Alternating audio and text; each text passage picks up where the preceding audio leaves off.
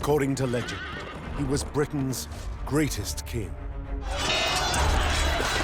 The name of King Arthur resonates very deeply with the British. King Arthur led his Knights of the Round Table from Camelot, a vast, spectacular castle built on a hill. But was the legend of Camelot based on reality, or simply a myth? It's a very fuzzy and vague place. It's glorious and it's glamorous. If King Arthur really did exist, then the remains of his castle Camelot should lie buried somewhere in Britain. But where? In the 1960s, a team of archaeologists used the latest technology to try to prove the legend was real. They were led by Leslie Alcock, a brilliant, energetic showman who brought modern archaeology into the mainstream. And in 1966, Leslie Alcock was one of the rock and roll archaeologists of his day. Alcock identified a hill in Somerset, close to Glastonbury, as the most likely location for Camelot. But could he really prove it was the site of King Arthur's castle? If he succeeded, it would be one of the most important archaeological discoveries of the 20th century.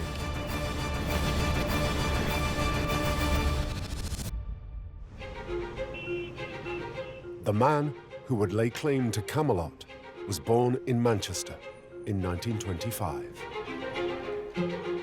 As a boy, Leslie Alcock was a brilliant student, determined to better himself both mentally and physically. Dad seems to have been full of energy and drive. I found in his cycling diaries that he used to cycle 30 miles a day before going to school in the mornings. And you see that intellectually as well. He won a scholarship to Manchester Grammar and then another to Brasenose College, Oxford. But his education was interrupted.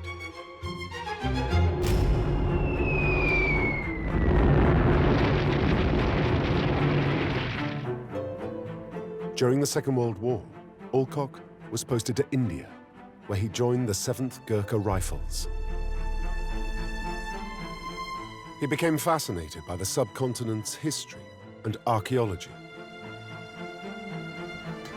He learnt that the past isn't just what people write in textbooks, but often something tangible, hidden in the ground.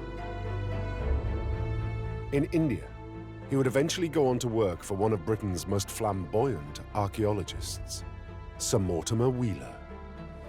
The story I'm telling you is not fantasy. Wheeler's role was quite crucial in a way. One of the newspaper reporters said if he hadn't turned into a great archaeologist, he'd have been a matinee idol. Moreover, we can relate this evidence. He was an amazingly charismatic character.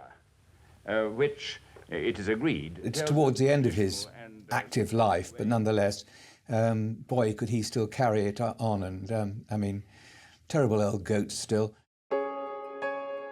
Dad was invited by Sir Mortimer Wheeler to work at Mohenjo-Daro, this incredibly important dig into the centre of the Indus civilization. And I think he was taken on for a lot for his language skills, for his ability to get on with the locals, as much for his archaeological skills. In 1946, Alcock returned to a very different Britain to the one he had left.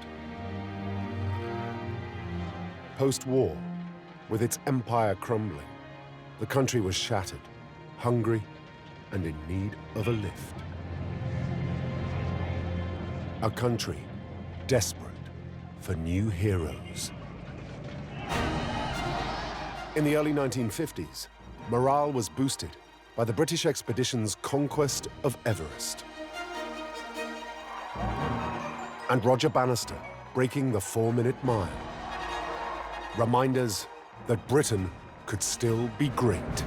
He'd obviously used up his last ounce of energy, but what an achievement for Bannister and Britain.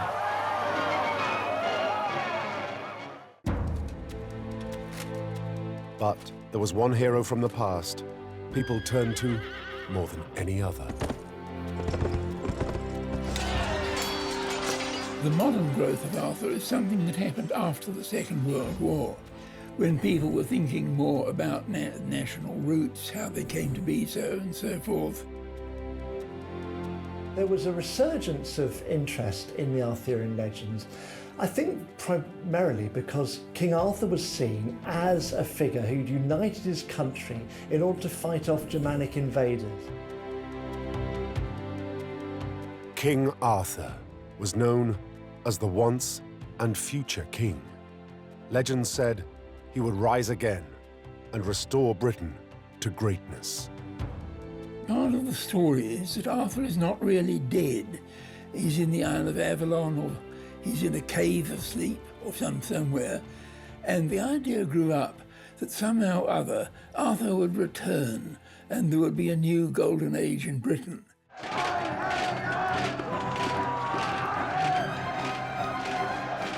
Such was the fascination with King Arthur. Post-war historians and archaeologists wanted to prove the legend was based on facts, not just myth, and that Britain's very identity was forged under the blade of the mighty king. King Arthur was supposed to have ruled in the Dark Ages, around 500 AD. He was said to have been born on the Cornish Isle of Tintagel, under the watchful eye of the wizard Merlin. The story goes that Arthur became the true king of the Britons, as only he could draw the sword Excalibur that had been set in stone. He valiantly defeated invaders who came across the sea from Europe, and in one battle, single-handedly killed 960 men. He unified his country from warring factions. He defended it against invaders. He led a band of knights, the Knights of the Round Table, who were famous for their adventures, for finding the Holy Grail and rescuing damsels in distress. And at the heart of the legend lies Camelot, Arthur's magnificent castle. Sometimes it's said to have been built and designed by Merlin the magician. It's impregnable, it never falls to invaders, having several rings of walls around a central keep with great gatehouses and towers on them. It's got to be a suitable place for a glorious king and his glorious court. So it's rich, it's towering ramparts, it's horses which are clad in marvellous armours and people in beautiful robes, all being very gracious. It's a fabulous place. But separating the legend of Camelot from real history was almost impossible, because people weren't writing about events in Dark Age Britain. In fact, there were no history books at all. So there's no record of King Arthur or Camelot at the time.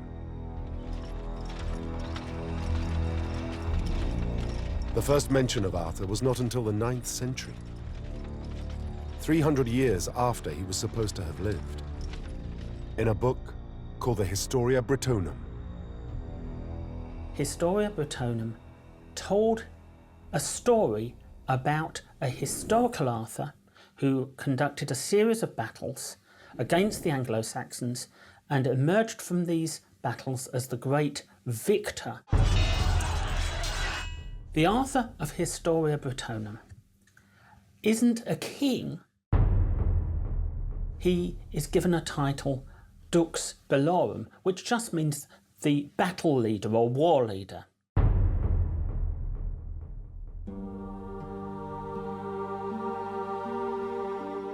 However, there is no mention of Camelot in the Historia Brittonum.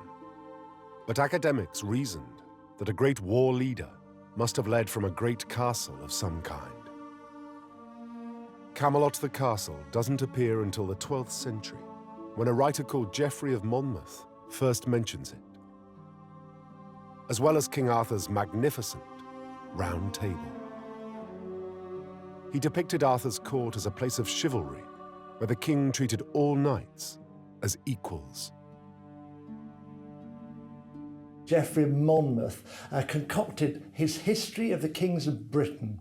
This has its centrepiece, the life and career of King Arthur. It's the first place where, for example, his wife, Queen Guinevere, is mentioned, his fabulous court, his amazing weapons. Thanks to Geoffrey of Monmouth, the legend of King Arthur and Camelot was born. The idea that Arthur had a great castle as his court became increasingly inextricable from the legend of Arthur and his knights, who could now be seated around a round table in a magnificent castle. But because the King Arthur of legend existed in the Dark Ages, not the Middle Ages, when the texts were written, there was no way of proving through recorded history alone that he actually lived.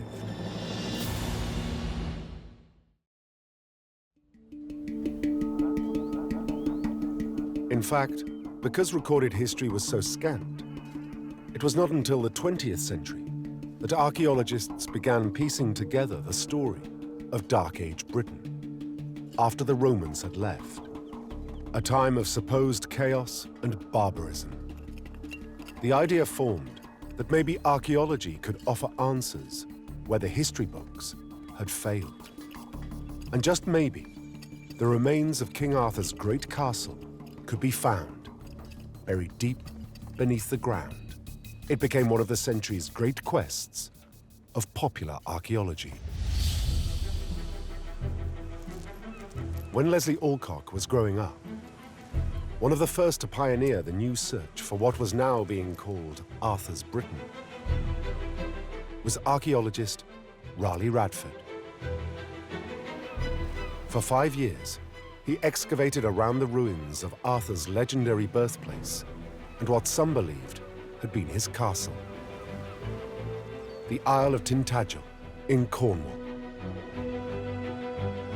What he found were pottery fragments from half a world away. Fragments that completely contradicted notions of the Dark Ages. Incredibly, these fragments were from storage jars that once contained the luxury goods of their day, like wine and olive oil. The importance of the Mediterranean pottery is it actually showed links with the late Roman world.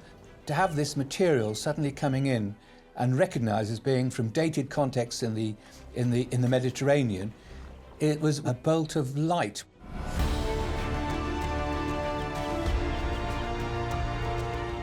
Radford's pottery showed that rather than being chaotic, leaderless, and isolated, some Dark Age Britons were actually very different. Raleigh Radford, with these fragments of high-status pottery, was demonstrating that far from a lapse into barbarism, a break with Rome, Roman traditions, Roman civilization and culture had still been continued by the Britons in the face of the invading Saxons. Radford's discoveries raised the extraordinary question.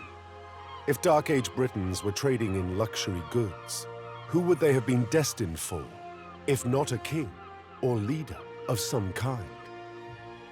Could Tintagel have been a receiving port for a leader in the west of Britain, where King Arthur supposedly reigned? Because of Radford's pioneering work, excitement grew that maybe King Arthur really had existed, and that archaeology might even turn up something with his name on it. Perhaps the mighty sword Excalibur, or the remains of the Round Table, maybe even Camelot itself.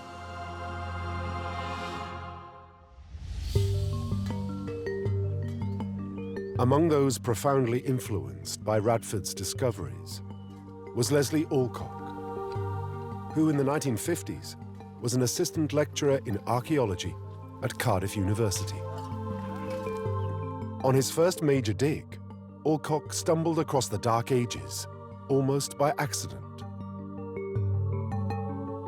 He started digging at a site called Dinas Powys, just outside Cardiff, and he did that as a thinking that he was going to be dealing essentially with an Iron Age site.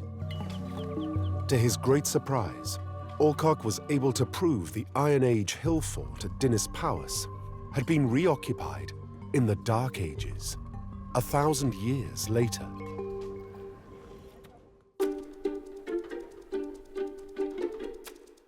Alcock's excavation sparked an interest in post-Roman Britain that would define his career. By the 1960s, he became fascinated by new technology and techniques in archaeology that he believed might get to the bottom of the King Arthur myth once and for all. And what better way to start than finding the site of Arthur's legendary castle?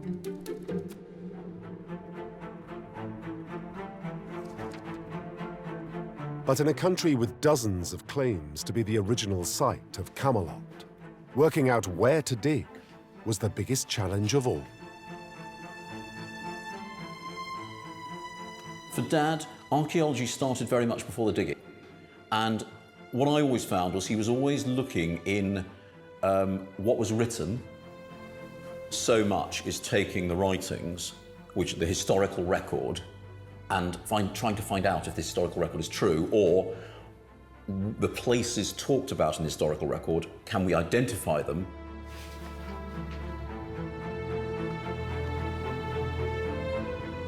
By examining every mention of the castle in the hundreds of stories that had been written about King Arthur, Alcock gradually picked out the main candidates.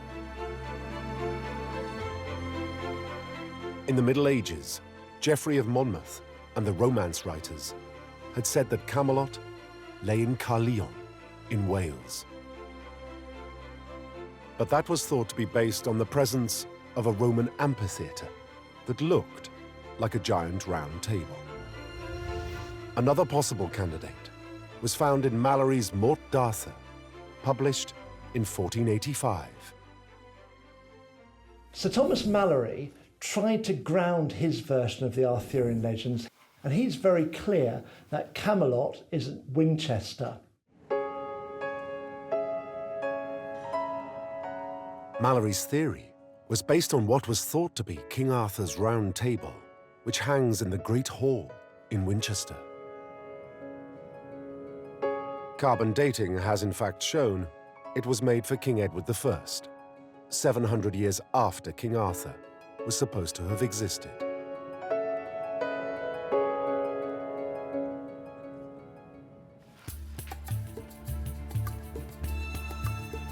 But it was the writings of John Leyland, antiquary to King Henry VIII, that really piqued Alcock's interest. In 1542, Leyland wrote that a hill next to the village of South Cadbury in Somerset was the location of King Arthur's Camelot.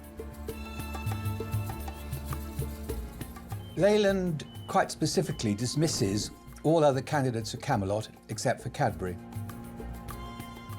He picks up the camel name from the local village names, Queen's Camel, places like that.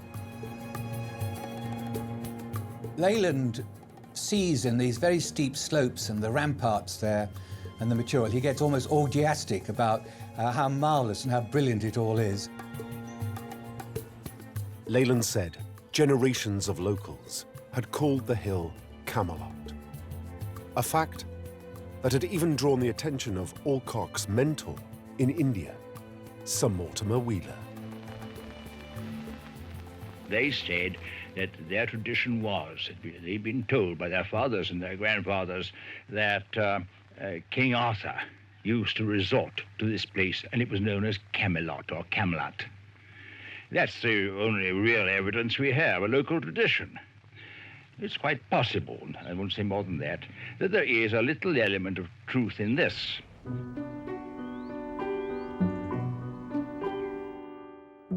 Local author Geoffrey Ash, who had written several books on King Arthur, was so convinced that Cadbury could be Camelot, he approached Raleigh Radford, asking him to dig the site.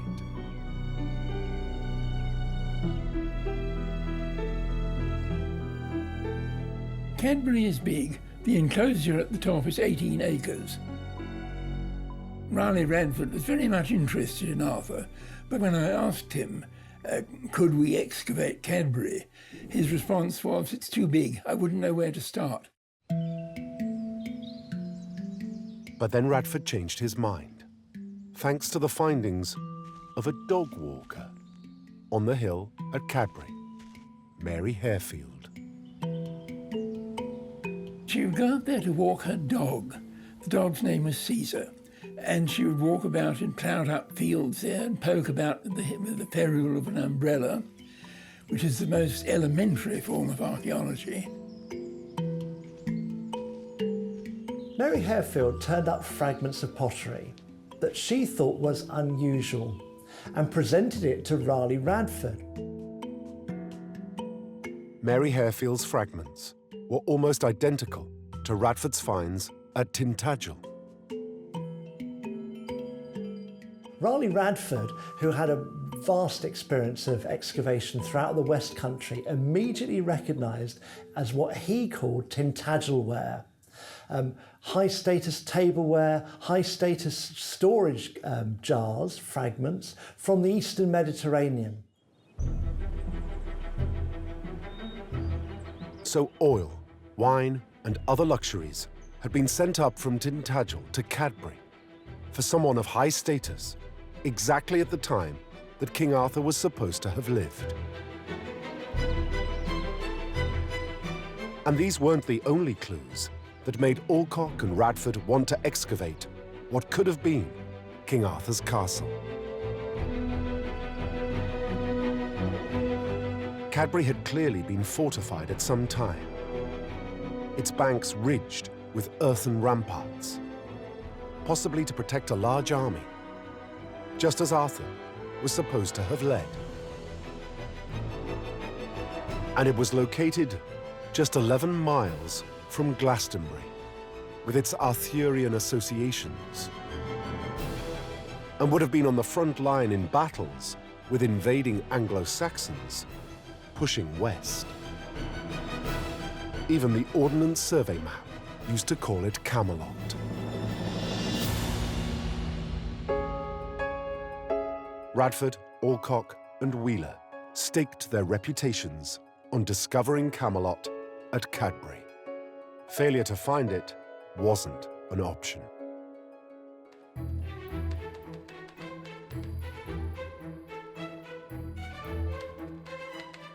In 1965, the Camelot Research Committee sat for the first time, tasked with the excavation of South Cadbury. Sir Mortimer Wheeler agreed to be president, offering advice from afar. Wheeler compared their quest to the late 19th century discovery of an ancient city, also thought to be entirely fictitious, until archaeology had proved otherwise. One of the things which Sir Mortimer Wheeler was very, very keen to stress was that it was possible for archaeologists to discover legendary locations. He said if Heinrich Schliemann could find Troy, then why shouldn't English archaeologists be able to find Camelot? The man who had started the search for King Arthur at Tintagel, Raleigh Radford, was the committee's chairman. The last surviving member of the committee today is Arthurian author Geoffrey Ash. Well, I was co-founder and I was secretary. I was the one who wasn't actually an archaeologist. I kept the minutes and things like that and handled the correspondence. Leslie Alcock was the final committee member, selected as the outstanding Dark Age archaeologist of the day. Leslie, because of his reputation as an excavator and his knowledge because of Dinner's powers, as well as his wider archaeological knowledge, was invited to come on board and appointed as Director of Excavations. Unlike Radford, Alcock was undaunted by the scale of Cadbury.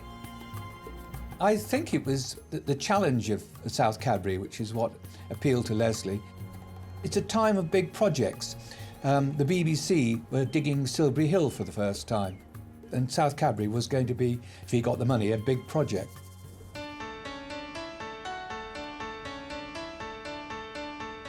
But on a hilltop of 18 acres, working out just where to start digging was in many ways more of a challenge than digging itself. Alcock was pioneering in his early use of geophysical surveying in deciding where to excavate. It's often said that Leslie Alcock was one of the rock and roll archaeologists of his day. He was actually at the cutting edge of the white heat of technology. He used every technological means at his disposal to make sure that when they finally got picks and shovels out, they were digging in the right place.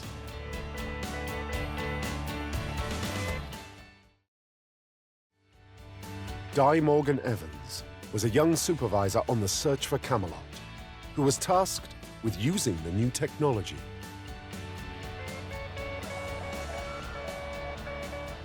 One of the clinches there was the use of what became called the soil anomaly detector, and rather than calling it SAD, it was called the banjo. 17. It looked like a banjo. It had a round disc at one end and a box at the other, connected by a long metal pole. 25. What you had to do is you laid out 20-metre grids and you walked along calling out measurements at every few intervals. 31. These were then written down by somebody. It became really repetitive, boring. It was awful. But it wasn't just advanced technology Alcock deployed to work out where to dig. He was prepared to humour some of Geoffrey Ash's New Age beliefs.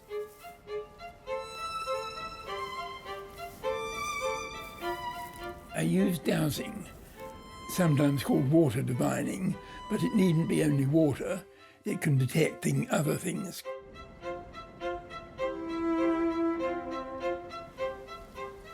Leslie very generously allowed me to do it.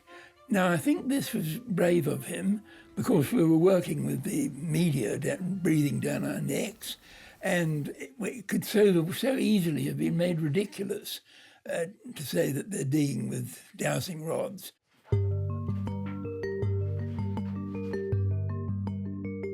Back at base, Alcock began to analyse the data from his geophysical surveys. He could tell the site was originally Iron Age, but could it have been reoccupied and refortified at the time of King Arthur? The banjo readings seemed to suggest so. There was only one way to know for sure. When you're faced with a mass of preliminary evidence, there's only one way to resolve the problems and to sort it out, and that's to excavate. But a dig of this scale needed a lot of money. The Camelot Research Committee had to somehow raise £15,000 to finance the excavation, the equivalent to almost £250,000 today. However, the committee knew just using the very word Camelot was guaranteed to get people's attention.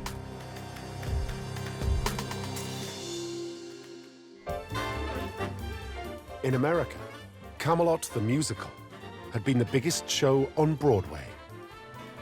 President Kennedy's Inner Circle had been named after Camelot. The name Camelot was on everyone's lips, capturing imaginations on both sides of the Atlantic. Using the name Camelot was incredibly significant. Leslie Alcock was very keen to popularise archaeology, and the idea of King Arthur and Camelot might lead to an appreciation of history in these dark ages was important to him as a democratic way of explaining to beyond the elite of academia exactly what he was digging up.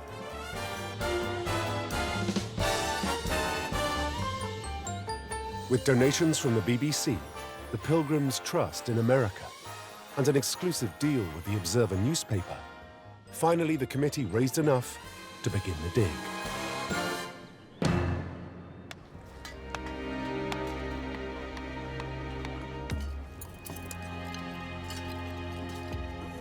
But none of the archaeologists knew that one of the committee had personally taken a huge financial risk to ensure the excavation could proceed. We were aware of the money constraints we had to spend. Leslie at times would get very twitchy, which doesn't surprise me because I only learnt later on that he, at one stage, he'd actually put up his house as security. Leslie Alcock was a brilliant manager, a brilliant organiser, and considering the troubles he was up against, he was a very courageous man.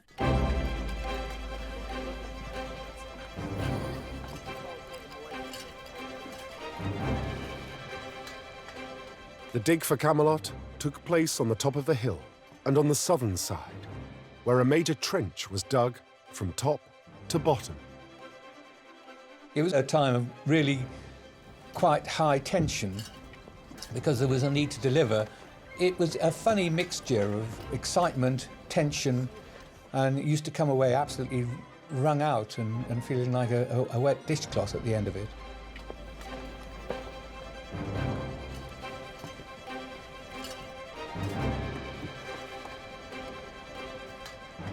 Alcock's team catalogued all their discoveries.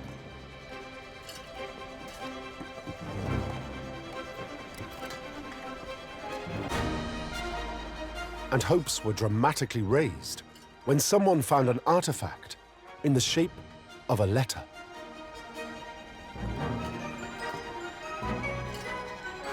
All the letters it had to be in the alphabet, it was the letter A, and that, of course, caused huge excitement at the time. The A had to stand for Arthur, surely proof of Cadbury's claims to Camelot. Alcock was so pleased with the find, he persuaded Sir Mortimer Wheeler to come and see Arthur's brooch.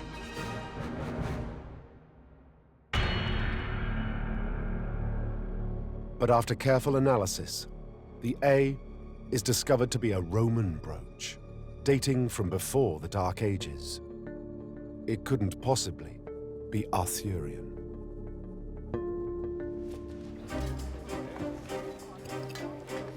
Despite the setback, Alcock's team pressed on, their morale boosted by regular appearances of Sir Mortimer Wheeler. He said to Leslie Alcock, "Dig there." Alcock dutifully did dig there and found things. Sir Mortimer was quite right, but he had an instinct by then, you know.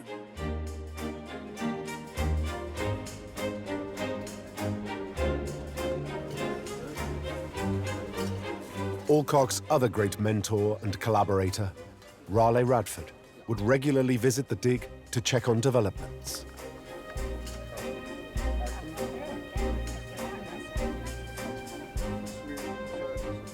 Radford was sort of almost an amateur archaeologist in his own way, as a gentleman of independent means, although he was taken very seriously in some ways.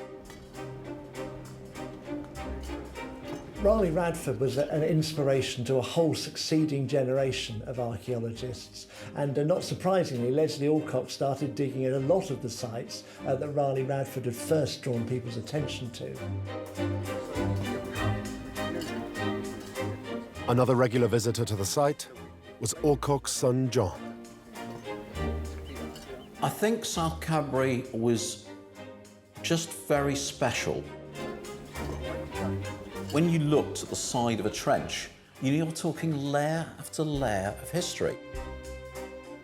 There's my dad standing beside saying to me, well, that's the medieval layer, that's the Dark Age layer.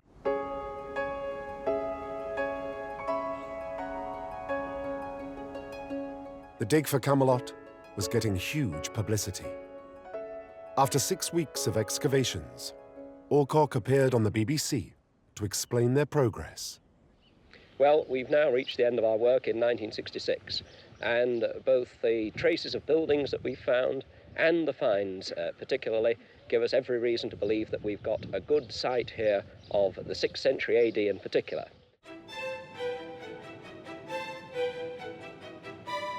By now, interest in the dig had spread beyond Britain. Alcock needed to raise more money for further excavations and was given a huge boost by an unexpected source. One evening, I was at home, the telephone rang, I picked it up, and the voice said, "This is Warner Brothers, where was Camelot?" Camelot, the Broadway musical, was being turned into a major motion picture, starring Richard Harris and Vanessa Redgrave. They wanted this for the film, you see. They were going to put a map in the film. So I said, it was in Somerset. Well, of course I said that. That's my one contribution to Hollywood.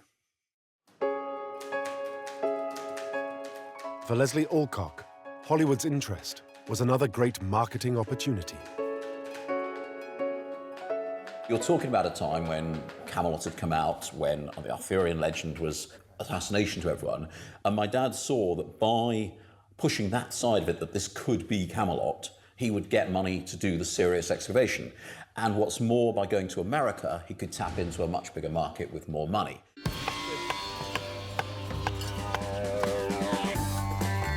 In the summer of 1967, the search for Camelot started up again. Thanks to the film, the committee raised enough funds, principally from America, to continue digging for another 3 summers.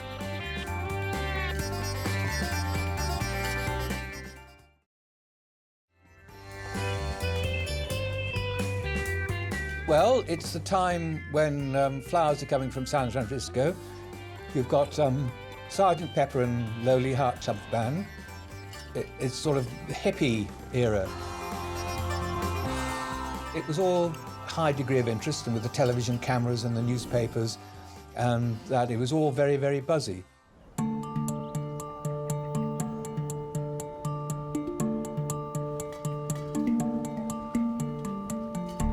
The dig for Camelot went on for a further 3 years. As it drew to a close in 1970, Alcock made 2 extraordinary breakthroughs.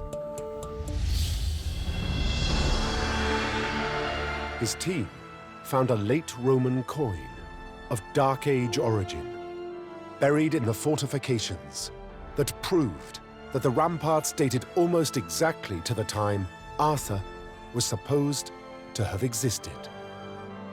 The eureka moment, if you like, where they realised that there was some substance to the legends which had got them digging, was discovering that this wasn't only an Iron Age Celtic site that maybe some Saxons had lived on top of, but in the actual Arthurian period had been fortified, had been turned into an actual castle.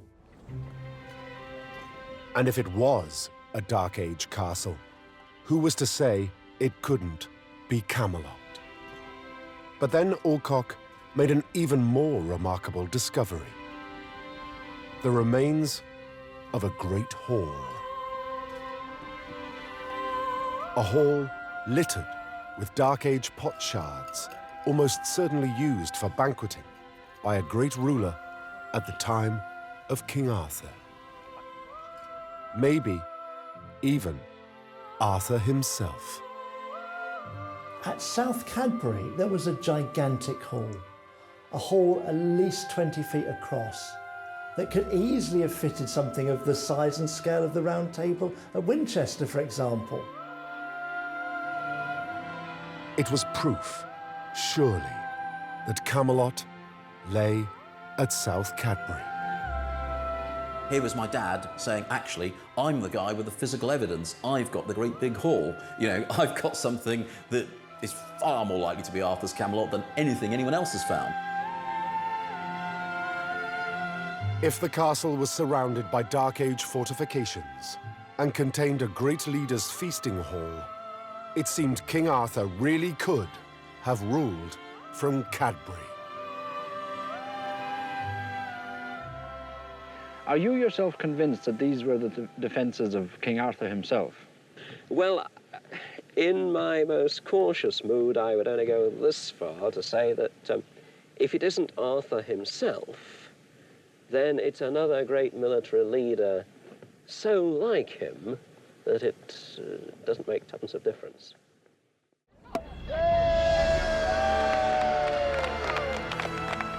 Alcock and his team were triumphant.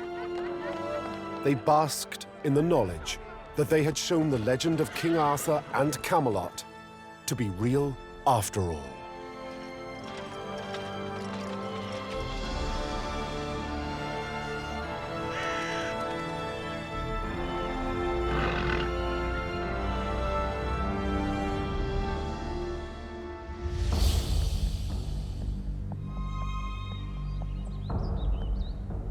But, little by little, doubts about the dig at Cadbury started to emerge. Academics began to question Alcock's methods and his evidence. There's nothing at South Cadbury which would make one believe that there was an Arthur in the 6th century than one did without it. In terms of finding evidence for a historical Arthur, it completely failed.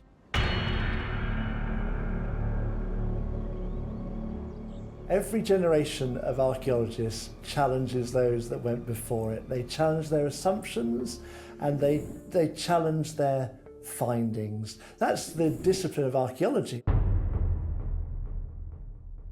Believing that a war leader called Arthur led the Britons in their heroic defeat of the Anglo-Saxons in the 6th century is akin to believing that an Englishman in a dinner jacket called James Bond defeated the Soviet Union in the late 20th century.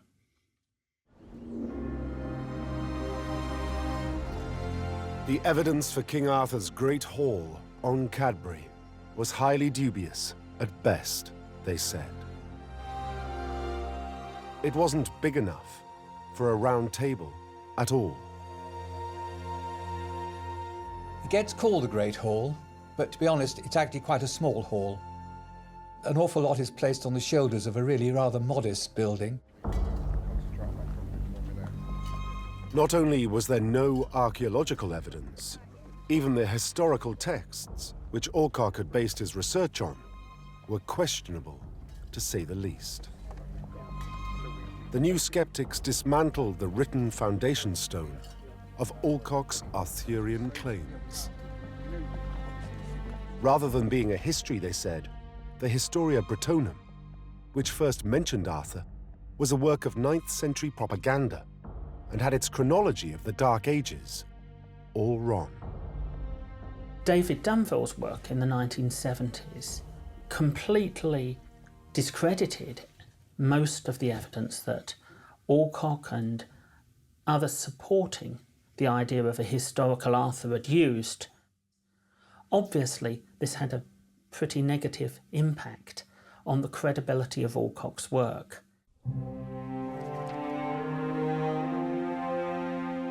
Some hinted that Alcock had committed historical heresy. He had tried to give credibility to works of fiction rather than establish the truth. Even the very idea of Arthur, the heroic Briton, battling invading Anglo-Saxons was misconceived, they said. Since the 1970s, the relationship between the Anglo-Saxons and the Britons has been increasingly reassessed, and we would now tend to think of that relationship as much more complicated and nuanced, if you like. Instead of continuous warfare and hostility, some Britons and some Anglo-Saxons lived peacefully side by side.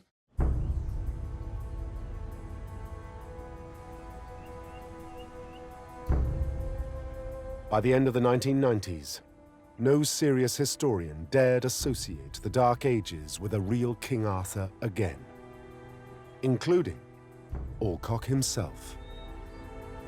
He had the great sense, rare among myth hunters, to accept that he was probably wrong. I'm not aware of my dad taking criticisms hard. He always saw there was another argument. He always had some doubts as to whether Arthur existed. He always was prepared to accept there were other sides to the argument. Despite his mistakes at Cadbury, in 1973, Alcock became the first professor of archaeology at Glasgow University and excavated Dark Age hill forts in Scotland with huge success. Alcock's legacy was not only furthering our understanding of Dark Age Britain, but also the lasting impact he had on the archaeologists he taught. Without a doubt, Alcock's work encouraged an interest in Dark Age archaeology among a succeeding generation of archaeologists, most of whom are active today. Leslie was a great teacher, a great academic, and I think he deserves more recognition than probably he gets. And I think in due course his contributions will be fully recognised, not least amongst the hundreds of students that he trained and sent out into the archaeological world. We can't underestimate Leslie Alcock's contribution to the world of archaeology. This was a remarkable step change in the way that archaeology and the public interacted, and it's a legacy that we're still living under.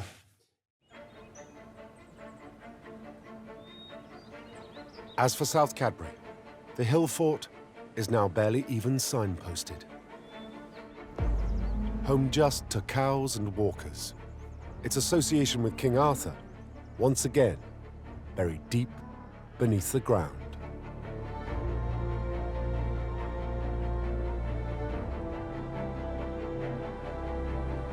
And although he may not have found Camelot, Alcock had discovered the fortified remains of a great leader.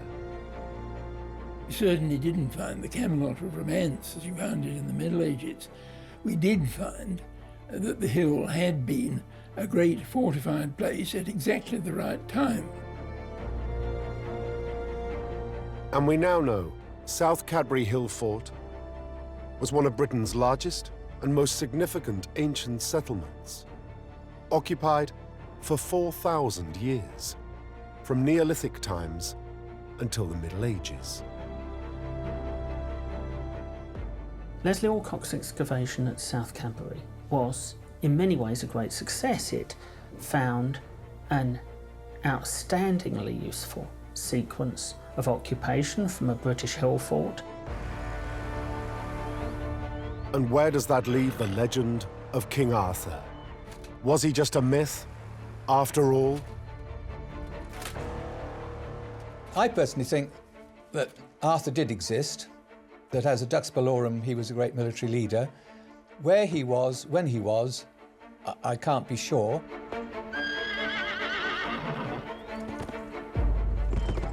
I think we can say that there was a real person. He is called King of the Britons. Every nation needs its foundation myth, and Britain's is the legend of King Arthur and Camelot, a legend that lives on.